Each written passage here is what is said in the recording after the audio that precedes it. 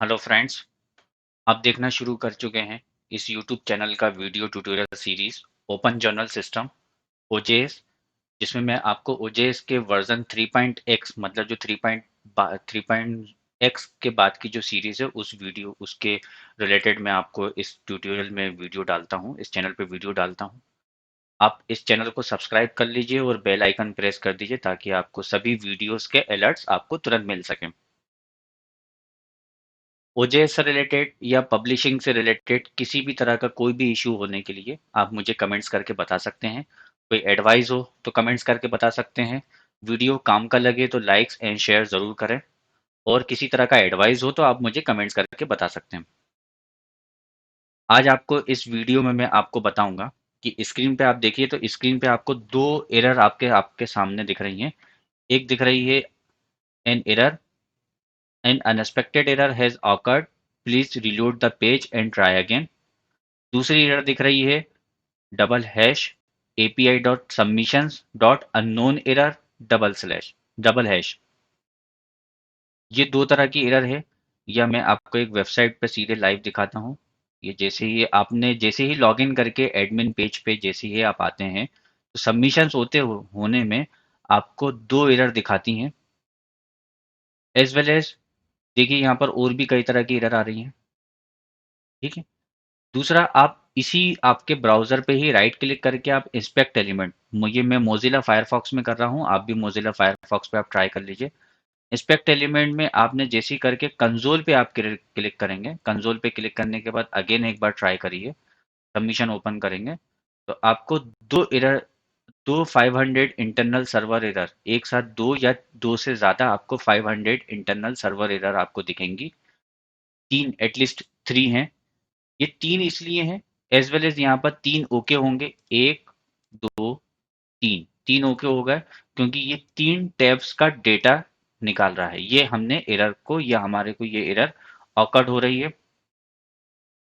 अब ये एरर आ रही है और इसके क्या क्या एग्जैक्टली सिम्टम्स हैं वो मैं आपको पहले सिम्टम्स बताता हूँ, देन उसके बाद में रिजोल्यूशन बताऊंगा।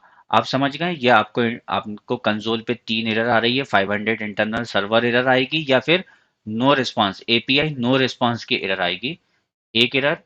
दूसरी एरर जो आपको ये तीनों टैब्स पे तीन आपको ओके करने को वो बोलेगा। ये मैं आपको सिम्टम्स के साथ फिर रिजोल्यूशन क्यों आई और फिर उसका रिजोल्यूशन क्या है वो मैं आपको बताता हूँ। पहले हम सिम्टम्स डिस्कस कर लेते हैं।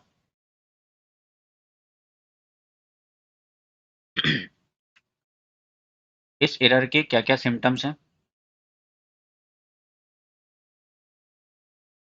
नंबर वन, दो तरह की एरर होंगी। या तो N unexpected error has awkward, means 500 internal server error होगी, जो हमने कंसोल पे अभी देखा 500 इंटरनल सर्वर एरर होगी। या फिर double hash API dot submissions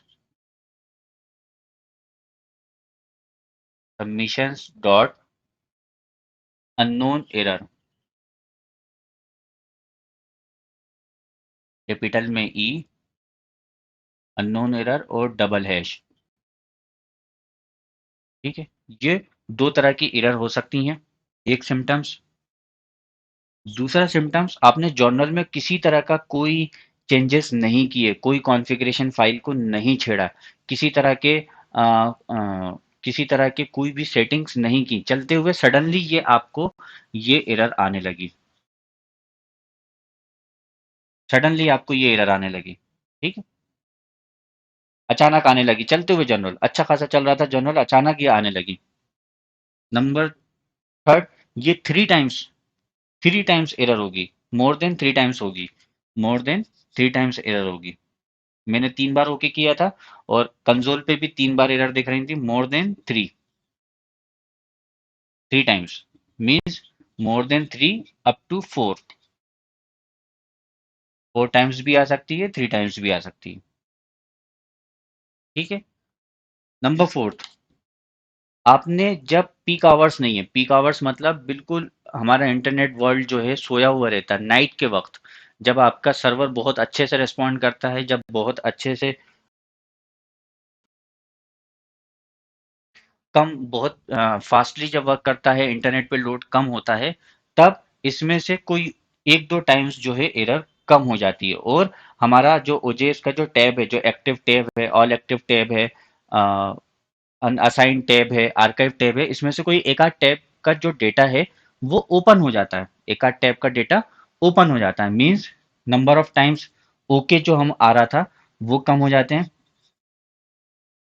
less error, या फिर एक आध का डेटा ओपन हो जाएगा, डेटा फेच हो जाएगा, किसी एक टैब्स का डेटा फेच हो जाएगा। ठीक है। इस तरह का कोई सिम्टम्स अगर हमारे पास आता है, इसका क्या एरर, इस ये एरर आने की क्या वजह है, वो मैं आपको नेक्स्ट बताता हूँ। फोर्थ तक आप अच्छे से समझ लीजिए, फिर से मैं आपको रिपीट कर देता हूँ। इन दो में से कोई एक एरर आएगी, प्लस सडनली आई है, अचानक आ गई, मोर देन 3 टाइम्स या 4 टाइम्स आपको okay, up to 4 times, 3 to 4 times आपको ओके करना पड़ रहा है, प्लस एज वेल एज आपने इंस्पेक्ट एलिमेंट करके कंसोल पे देखा तो 3 एरर्स दिखा रही है। फोर्थ, कभी जब नेट पे या सर्वर आपका जब फ्री रहता है, तब उस टाइम पे आपका लेस एरर, मीन्स एक आध तक डेटा फेच हो जाता है और एरर एक दो ओके कम करने पड़ते हैं, या हो सकता है तीनों का ही डेटा लोड हो जाए, मीन्स कभी सही हो रहा है, कभी फिर गड़बड़ हो जा रही है।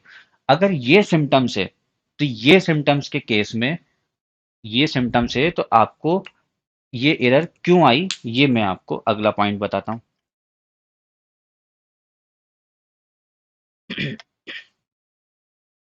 ये एरर आने की वजह ये है,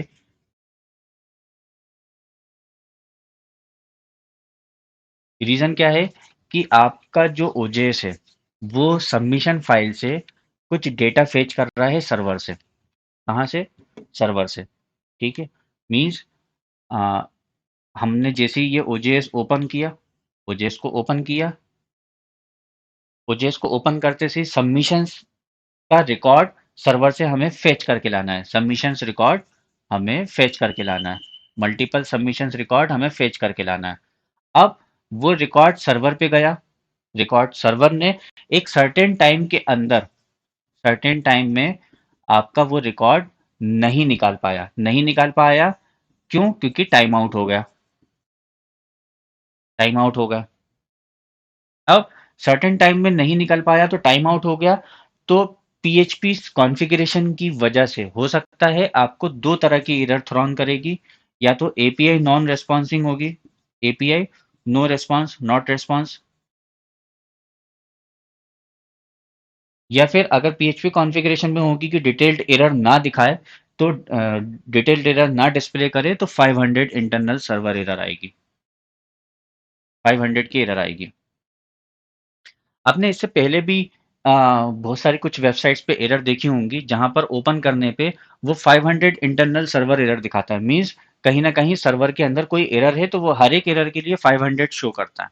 लेकिन बाकी सिम्टम्स भी अगर आपके मैच हो रहे हैं, तो के केस में मैं आपको ये बता रहा हूँ कि तो के केस में क्या डायनॉग्स है और क्यों एरर आ रही है, बाकी भी अगर हो रहा है। 500 इंटरनल सर्वर एरर तो सभी में दिखाता है, सभी में, सभी किसी भी तरह की एरर के लिए 500 है, बाकी सिम्टम्स भी आपने चेक कर लिया। दूसरा, इस एरर का जो रिजोल्यूशन है, जो सर्वर हैंडलर होते हैं वो सर्वर के लॉग्स को देखकर, पीएचपी लॉग्स को नहीं, आपके वेबसाइट के लॉग को नहीं, सर्वर लॉग को देख के भी आपको इमीडिएट इन्फॉर्म कर सकते हैं कि ये एरर क्यों आई, ये एरर क्यों आई, ये एरर क्यों आई। एज वेल एज, होता क्या है कि सर्वर लॉग पे बहुत सारी वेबसाइट्स चल रही होती हैं, तो सर्वर लॉग के अंदर आपकी एग्जैक्ट एरर को फाइंड आउट करना इम्पॉसिबिलिटी हो जाती है, तो सर्वर्स वाले भी आपको वो एरर नहीं ढूंढ के बता पाते हैं। ठीक है। तो आपने बाकी सिम्टम्स को आपको मैच करना है, और जो उसके डायग्नोज हैं, जो उसके जो हमने जो रिजोल्यूशन दिए हैं, उस रिजोल्यूशन को आपको करके देखना है। अगर करने में वो सक्सेस हो जाता है तो आपका रिजोल्यूशन है, और उसके बाद भी नहीं होता तो हम मानेंगे कि ओजेएस में कोई एरर है। लेकिन मैंने आपको बोला कि सडनली आया है, सडनली एरर आना शुरू हो गया, मतलब चलता हुआ ओजेएस अभी तक अच्छा चल रहा था, अब अचानक ये एरर आने लगी, तो उसके केस में क्या प्रॉब्लम है एग्जैक्टली वो मैं आपको बता रहा हूँ। तो सर्टेन टाइम में एग्जीक्यूशन नहीं कर पा रहा है, मीन्स आपको रिसोर्सेस कम पड़ रहे हैं, होस्टिंग के रिसोर्सेज आपको कम पड़ रहे हैं। रिसोर्सेज में हम कौन कौन सा रिसोर्सेज, सीपीयू रिसोर्सेज कम पड़ रहा है प्लस रैम आपको कम पड़ रही है, क्योंकि वो उतने सर्टेन टाइम में सबमिशंस, डेटाबेस के सबमिशन टेबल से उतने उतने ही जो रेस्पॉन्डिंग का जो मिनिमम टाइम है उस टाइम में वो पूरा डेटा निकाल कर आप तक नहीं पहुंचा पा रही है, एग्जीक्यूशंस उतने टाइम में नहीं कर पा रही है, तो हमें सीपीयू और रैम बढ़ाने की जरूरत है। ठीक है। अब आपके रिसोर्सेज कम पड़ रहे हैं क्योंकि उसको हो सकता है सीपीयू हमने 2 कोर लेके रखा हुआ है, 3 कोर लेके रखा हुआ है, 4 कोर लेके रखा हुआ है, या हम शेयर्ड होस्टिंग पे चला रहे हैं, तो हमें सीपीयू और रैम बढ़ाने की जरूरत है। अब इसका रिजोल्यूशन क्या क्या है? जैसा कि मैं आपको पहले भी बता चुका हूं कि ओजेएस कभी भी शेयर्ड होस्टिंग से नहीं चल सकता, शेयर्ड होस्टिंग से नहीं चल सकता किसी भी हालत में, क्योंकि अभी आप नए नए में भी आप चला लेंगे लेकिन बाद में वो बहुत बड़ी प्रॉब्लम्स में कन्वर्ट हो जाती है, तो हम इसको शेयर्ड होस्टिंग से नहीं चलाएंगे। पहला रिजोल्यूशन, हम ओजेएस कभी भी शेयर्ड होस्टिंग से नहीं चलाएंगे, शेयर्ड होस्टिंग से नहीं चलाएंगे।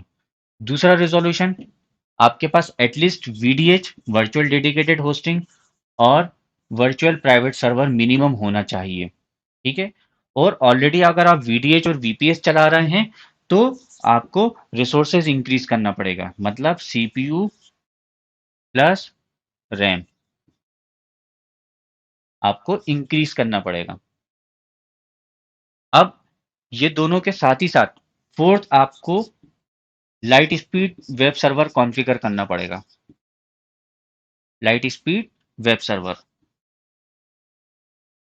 आप अभी तक अपाचे सर्वर से चला रहे होंगे, या बहुत से लोग अपाचे प्लस NGINX से चला रहे होंगे, बहुत से लोग अपाचे प्लस वार्निश चला रहे होंगे, केस सर्वर यूज कर रहे होंगे। लेकिन लाइट स्पीड वेब सर्वर पे ये जो एरर है, इस पे मेरा जो रिकॉर्ड है अभी तक का 50,000 आर्टिकल्स तक मैंने होस्ट करा है। जो सिम्टम्स में एक ये भी है कि ये एरर जो है सिम्टम्स में एक एड ऑन आप कर लीजिए कि सिम्टम्स में ये एरर तब आना शुरू होती है जब आपके नंबर ऑफ आर्टिकल्स बहुत ज़्यादा बढ़ना शुरू हो जाते हैं। मीन्स नए जर्नल पे ये एरर नहीं आएगी, कभी भी नहीं आएगी, ये नए जर्नल पे नहीं आ रही है। जब आपके पास 500 आर्टिकल्स, 1000 आर्टिकल्स, 5000 आर्टिकल्स, 10,000 आर्टिकल्स जब बढ़ना शुरू होंगे, तो जब तक आपका सीपीयू, जब तक उसको सबमिशन से रिकॉर्ड ला के दिखा पा रहा है, मेरा एवरेज जो है वो 1000 आर्टिकल्स का है, 1000 आर्टिकल्स के बाद ये एरर आना शुरू हो जाती है। तो नंबर ऑफ आर्टिकल्स वो नहीं निकाल पा रहा है, तो लाइट स्पीड वेब सर्वर पे मैंने देखा है कि 50,000 आर्टिकल्स तक कोई एरर नहीं आती है, मुझे रिसोर्सेज नहीं बढ़ाना पड़ते हैं। तो आपको लाइट स्पीड वेब सर्वर भी आपको उसका सब्सक्रिप्शन लेके आपको सर्वर सेटअप करना पड़ेगा। फिफ्थ, जितना पॉसिबल्स हो उतने आप अपना डेटा को क्लस्टर कर देंगे, क्लस्टर कर देंगे। क्लस्टर का मतलब क्या होता है कि हम अपना जो सबमिशन फाइल का डेटाबेस है, डेटा है, उसके आपको सर्वर पे से एग्जीक्यूशन का लोड कम करना है, एग्जीक्यूशंस का लोड कम करना है। मतलब डेटाबेस एग्जीक्यूशन, सबमिशन फाइल का एग्जीक्यूशन डेटाबेस में होता है, एज वेल एज जो हमारे गैलीज का जो एग्जीक्यूशन होता है उसका लोड हमें किसी और सर्वर पे या किसी और होस्टिंग पे, या मोस्ट प्रोबेबली जो आपके जो जर्नल वाले होते हैं वो पब्लिशर वेबसाइट भी होती है, तो अपने जो गैलीज होंगे, पीडीएफ गैली, HTML गैलीज और XML गैलीज, इन गैलीज को वो अपने पब्लिशर वेबसाइट पे या किसी अदर होस्टिंग पे होस्ट करेंगे। एक तरीका ये हो गया। दूसरा, सिक्स्थ रिजोल्यूशन, मैंने बोला कि जब नंबर ऑफ आर्टिकल्स इंक्रीज होते हैं तो ये एरर आती है, नंबर ऑफ आर्टिकल्स जब इंक्रीज होते हैं तो ये एरर आती है। इट मीन्स कि आप अगर अपने एक ओजेएस सेटअप पे एक ही ओजेएस सेटअप पे मल्टीपल जर्नल नहीं चलाएंगे, अलग अलग जर्नल के लिए अलग अलग ओजेएस सेटअप करेंगे, सब डोमेन पे या फोल्डर पे, फोल्डर के अंदर करके। सब डोमेन जो होता है वो बेस्ट बेस्ट सॉल्यूशन होता है, बेस्ट प्लानिंग होती है सब डोमेन। तो आप हर एक जर्नल के लिए इंडिविजुअल ओजेस सेटअप करेंगे, हर एक का यूजर नेम पासवर्ड अलग होगा। इसके बहुत सारे फायदे हैं। सबसे पहला फायदा कि अगर किसी एक जर्नल में एरर आई तो सारे जर्नल बंद नहीं होंगे, जबकि सिंगल सेटअप में अगर एक जर्नल में भी एरर आई तो सारे जर्नल में एरर आना शुरू हो जाएगी। ठीक है, तो हमारे लिए उसको क्लस्टर्ड, इसको यहाँ पर आपको स्प्लिट करना होगा, जर्नल को स्प्लिट करना होगा, डिवाइड करना होगा, तोड़ना होगा। ठीक है, तो दो तरीके हैं तोड़ने के, एक तो पीडीएफ और गेलिस जितनी है उसके थ्रू आप तोड़ सकते हैं, दूसरा आप ओजेएस का जो इंडिविजुअल जर्नल के लिए इंडिविजुअल सेटअप करेंगे, ना कि एक ही ओजेएस सेटअप में सभी जर्नल को आप होस्ट कर देंगे। ये एक तरीके का आपके पास पूरा रिजोल्यूशन है। अगर मैं बात करूं तो मेरे जितने भी क्लाइंट्स हैं, मैं उनको ओजेएस सेटअप जो है हर एक जर्नल के लिए इंडिविजुअल करता हूं। इसके अंदर आपको किसी तरह की कॉस्टिंग, इन दो में आपको किसी तरह की कॉस्टिंग इन्वॉल्व नहीं है। क्यों इन्वॉल्व नहीं है? क्योंकि ओजेएस को डिवाइड करना कोई बड़ी बात नहीं है। एज वेल एज आपको एक और पीडीएफ और एक्सएमएल गैलरीज के लिए आपको सेकेंडरी कोई होस्टिंग या सेकेंडरी ऑप्शंस पे आप चला रहे हैं। जैसे मेरे जितने भी क्लाइंट्स हैं मैं उनको एक पब्लिशर वेबसाइट होस्ट करते ही करता हूँ। उस पब्लिशर वेबसाइट का काम होता है जस्ट पब्लिशर की जस्ट इंफॉर्मेशन को शो करना, इसके अलावा उसको कोई काम नहीं दिया हुआ है। तो हमने उसकी होस्टिंग को, उसके सर्वर को, पीडीएफ और एक्सएमएल गेलिस को, एचटीएमएल गेलिस को एग्जीक्यूट करके सर्व करने का काम हम उसको डिवाइड कर देते हैं, स्प्लिट कर देते हैं।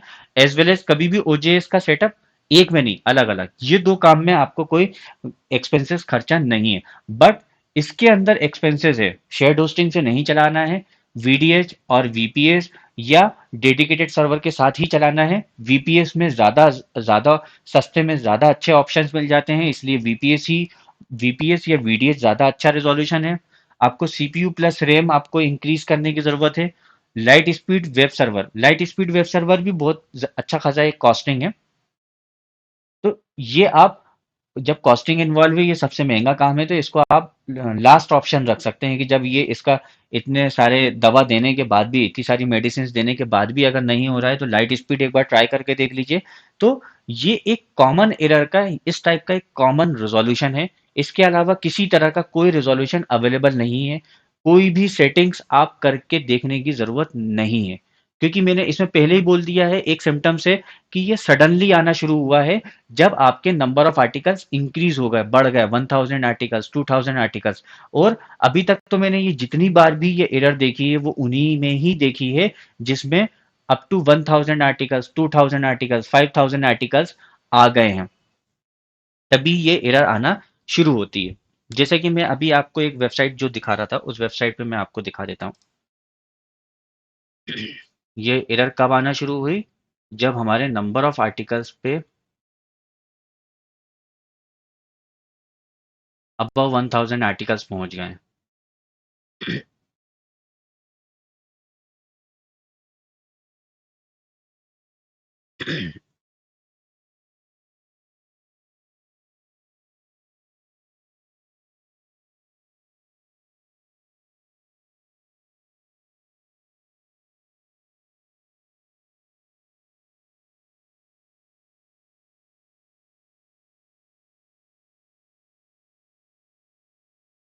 दूसरा तरीका ये है कि आपका जो भी आपने करंट में जो भी आर्टिकल सबमिट किया है, उस आर्टिकल की लास्ट ओजेएस आईडी क्या है, उस ओजेएस आईडी से भी आपको नंबर ऑफ सबमिशन फाइल पता चल जाएगी। प्लस आप पीएचपी माई एडमिन से भी देख सकते हैं, जैसे कि मैं अपने सर्वर का अब सबमिशन का डेटा टेबल ओपन करके भी आप देख सकते हैं। आपके, जैसे मैं यहाँ पर एक यूज़र अकाउंट ओपन करता हूँ, रिपोर्ट भी देख सकते हैं।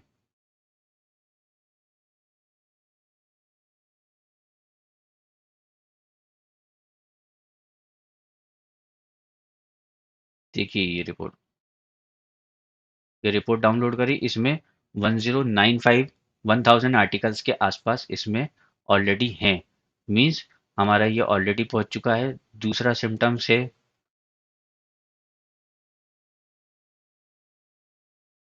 दूसरा आप पीएचपी माई एडमिन के डेटाबेस से भी देख सकते हैं। मैं आपको एक जर्नल के थ्रू बता देता हूँ।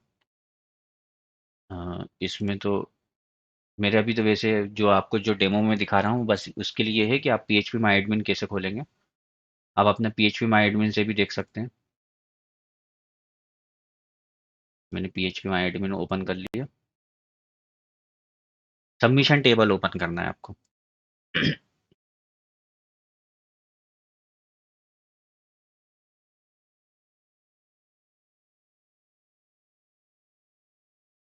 सबमिशन,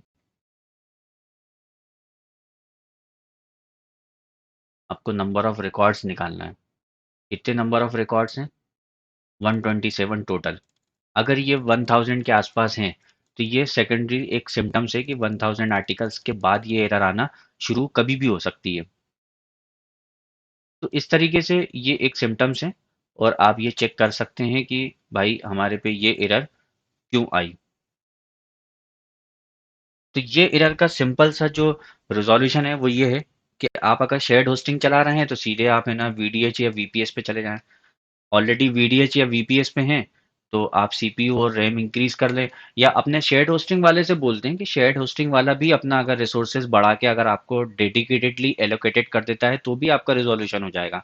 लेकिन जैसे ही नंबर ऑफ आर्टिकल्स फिर बढ़ेंगे फिर आएगा, बार बार आएगा। तो आप ऐसा तो है नहीं कि पुराने आप इशू के आर्टिकल्स को रिमूव कर देंगे, वो भी एग्जीक्यूट रखना आपके पास, होल्ड करना ज़रूरी है, कंपलसरी है। ठीक है। और जितना मोस्ट प्रोबेबली हो सके आप इनिशियली जर्नल का सेटअप ही जब स्टार्ट करें, जो न्यू जर्नल्स हैं या जो भी नए जर्नल चल रहे हैं या 5-10 साल पुराने जर्नल हैं, वो अपने डेटा को स्प्लिट कर लें, डेटा को स्प्लिट करने की कोशिश करें। जितने ज़्यादा से ज़्यादा आप डेटा को स्प्लिट कर सकते हैं उतना अच्छा। ऐसे कई सारे एग्जांपल्स में आपको नेक्स्ट वीडियो आपको जर्नल के स्प्लिटिंग आपको मैं बता सकता हूँ कि किस तरीके से स्प्लिट कर सकते हैं। एक क्लाइंट मेरे एक किसी क्लाइंट के वेबसाइट के थ्रू मैं आपको एक्सप्लेन कर सकता हूँ मैं। और लास्ट एक्सपेंसिव ऑप्शंस कि लाइट स्पीड वेब सर्वर में आप अपना कन्वर्ट कर लें। लाइट स्पीड वेब सर्वर में आपको बहुत जो उसकी बेंचमार्किंग है वो ये है कि अपाचे और इनका वार्निश का nginx का जो बेंचमार्क है वो 500 रिक्वेस्ट पर सेकेंड है। 500 उनकी रैंकिंग आती है बेंचमार्क पे। और लाइट स्पीड की जो आती है 5000 रिक्वेस्ट पर सेकेंड्स की बेंचमार्किंग आती है। और जितना हमारे सर्वर का कॉन्फ़िगरेशन हम बढ़ाते चले जाएंगे उतना हमारी बेंचमार्किंग लाइट स्पीड में बहुत ज़्यादा बढ़ जाती है। तो मल्टीप्लाइड बाय 10 बेंचमार्किंग आ जाती है। तो स्प्लिटिंग प्लस लाइट स्पीड मतलब up to 50,000 articles, 1 lakh articles तक मैंने उसके अंदर सर्वर को होस्ट करके ओजेएस को होस्ट करके मैंने चलाया है। ये मेरे को एक्सपीरियंस है ऑलरेडी कि उसके अंदर लाइट स्पीड में आपको उस लेवल तक की आपको सपोर्ट मिल जाती है। और वैसे भी जनरल अगर आपका 3 साल 4 साल 5 साल पुराना हो चुका है तो आपको मेरा रिकमेंडेशन है कि आपको ओजेएस के लाइट स्पीड वेब सर्वर पे ही आपको एग्जीक्यूट करना पड़ेगा। एज वेल एज मेरा स्टार्टिंग से ही एक आपको मैंने शेयर करा है कि जो उसकी सर्वर ओजेएस चलाना है, ओजेएस एक शेयर्ड होस्टिंग पे भी चल सकता है। आप मिनिमम होस्टिंग पे भी चला सकते हैं, उसकी जो रिकमेंडेड कॉन्फ़िगरेशन है आप उस पे भी चला सकते हैं। लेकिन मेरा जो रिकमेंडेशन है कि प्रॉपरली ओजेएस चलाने के लिए आपको वीपीएस या वीडीएच पे आना ही पड़ेगा हर हालत में। और एक सर्टेन टाइम के बाद एक 2 साल 5 साल नंबर ऑफ आर्टिकल्स 1000 के बाद आपको लाइट स्पीड वेब सर्वर पे आना ही पड़ेगा। मतलब मैं मान के चल रहा हूँ पहले से ही आपको ये कॉन्फ़िगरेशन लेके चलेंगे तो आपको ज़्यादा बेटर ऑप्शंस मिलेगा, आपके जर्नल की पॉपुलैरिटी बढ़ेगी। प्लस एक और जो बहुत डेंजरस है, हमें ये एरर हमारे जैसे ही हम सबमिशन चीज़ खोल रहे हैं तो ये एरर हमको दिख रही है, ये एरर हमको दिख रही है। लेकिन बहुत से ओजेएस के अंदर ऑटोमेटिक प्लगइन्स के अंदर बहुत सारे एग्जीक्यूशंस ऑटोमेटिक चलते रहते हैं जिनके अंदर वो एरर आपको डिस्प्ले में ही नहीं आती है, आपको दिखती ही नहीं है। वो लॉग एरर में भी जनरेट नहीं होती, पीएचपी लॉग एरर में नहीं आती और अपाचे लॉग एरर में नहीं आती और सर्वर के लॉग एरर में नहीं आती। तो कहीं भी जब लॉग एरर जनरेट नहीं हो रही है मतलब वो एग्जीक्यूशन नहीं हो रहा है और आप उसको चेक नहीं कर सकते कि भैया वो लॉग एग्जीक्यूट हुई, सक्सेसफुली एग्जीक्यूट हुई या नहीं हुई। तो इस तरह के जब इंटरनली बहुत सारे एग्जीक्यूशंस जो चलते रहते हैं, आर्काइविंग के एग्जीक्यूशंस चलते रहते हैं, इंडेक्सिंग के एग्जीक्यूशंस चलते रहते हैं, तो उन सब के एग्जीक्यूशंस प्रॉपरली हुए या नहीं हुए आप बहुत सौ का चेक नहीं कर सकते हैं। टेक्निकल तो चेक कर सकता है, जिनको इसको प्रॉपर नॉलेज है वो चेक कर सकता है, लेकिन एज ए ओजेस जो आप जो चला रहे हैं एज ए पब्लिशर आपके लिए चेक करना कॉम्प्लिकेटेड है। ये कॉम्प्लिकेटेड है तो इसके लिए आपको जब पता ही नहीं चल रहा है तो इसके लिए बेटर ऑप्शन है कि आपको पहले से ही प्रॉपर उसका रिकमेंडेड से ज़्यादा जो मैं आपको रिकमेंड कर रहा हूँ एटलीस्ट उतना आपको सेटअप चलाना ही पड़ेगा, मोर देन। और इसका क्लाउड ऑप्शन भी नहीं है, क्लाउड पे भी ले जाना कोई सॉल्यूशन नहीं है। क्लाउड पे भी मैंने रन करके देखा है, उस पे भी कोई बेटर ऑप्शन या बेटर सॉल्यूशन नहीं मिलता। सीडीएन में मिलता है हमको, कंटेंट डिलीवरी में नेटवर्क में मिल जाता है, स्प्लिटिंग में मिल जाता है, हम सबमिशंस फाइल को स्प्लिट कर लेते हैं, उसमें ऑप्शंस मिल जाते हैं। जर्नल के सेटअप को हम स्प्लिट कर लेते हैं, उससे सॉल्यूशन हो जाता है। क्लाउड पे भी बहुत एक्सपेंसिव पहुंच जाता है, और जबकि उसका सस्ता सॉल्यूशन है लाइट स्पीड वेब सर्वर। तो क्लाउड में आपको लाइट स्पीड वेब सर्वर के कॉन्फ़िगरेशन का मल्टीप्लाइड बाय 10 आपको कॉस्टिंग बेयर करनी पड़ती है, इसलिए AWS या गूगल क्लाउड भी ऑप्शन नहीं है, बेटर सॉल्यूशन नहीं है। तो आप आपका OJS की जो होस्टिंग है, मैं रिकमेंड करूंगा कि minimum light speed VDH VPS ही होना चाहिए, या तो VDH हो या VPS हो, plus light speed web server होना चाहिए। और इनिशियल मतलब शुरू से ही आपको सस्ती होस्टिंग पे अगर जाएंगे तो आपकी प्लानिंग गड़बड़ हो गई। आपको ओजेएस को आपको पहले से ही प्रॉपर होस्टिंग पे चलेंगे, आपके जर्नल का ओजेएस का एक्सपोजर ऑटोमेटिक बढ़ेगा। एक्सपोजर इसलिए बढ़ा है कि सारी प्लगइन्स प्रॉपरली चल रही हैं, इंडेक्सिंग प्रॉपरली हो रही है, आर्काइविंग प्रॉपरली हो रही है, गूगल की क्रॉलिंग और जितने भी सर्च इंजन है उनकी क्रॉलिंग प्रॉपर हो रही है। तो जब प्रॉपर होने लगती है तो आपका एग्जीक्यूशन जो है वो 101% एकदम परफेक्टली होता है। आपकी प्रेजेंस बढ़ जाती है इंटरनेट में, आपकी आपके आर्टिकल्स की प्रेजेंस बढ़ जाती है। प्रेजेंस बढ़ता है तो आपको ऑटोमेटिक आर्टिकल्स आना, सबमिशंस आना शुरू हो जाते हैं। और बाकी तो आपकी पब्लिशिंग प्रोसेस और इंडेक्सिंग पे भी बहुत इफेक्ट पड़ता है। तो आप अगर इनिशियली अगर आप लेके चलते हैं, और अगर आपका 10-12 साल 15 साल अगर भी जनरल अगर आपका है, तो आप उसको माइग्रेट जितनी जल्दी हो आप माइग्रेट कर लें, प्रॉपरली होस्टिंग पे उसको माइग्रेट कर लें। लास्ट फाइनल स्टेटमेंट कि भाई आपको ओजेएस, आपको वर्चुअल डेडिकेटेड होस्टिंग या फिर VPS, virtual private server plus light speeds के साथ ही ओजेएस को चलाना चाहिए। क्यों? क्योंकि बहुत सी ऐसी एरर हैं, इस एरर के प्लस बहुत सी ऐसी एरर्स हैं जो हमें कहीं भी एरर लॉग में या डिस्प्ले में नहीं आती हैं। तो इसलिए इससे बेटर है कि आप पहले से ही उसको लगा के रखें, चला के रखें। ओजेएस या जर्नल आपको चलाने में बहुत बेटर सॉल्यूशन देगा।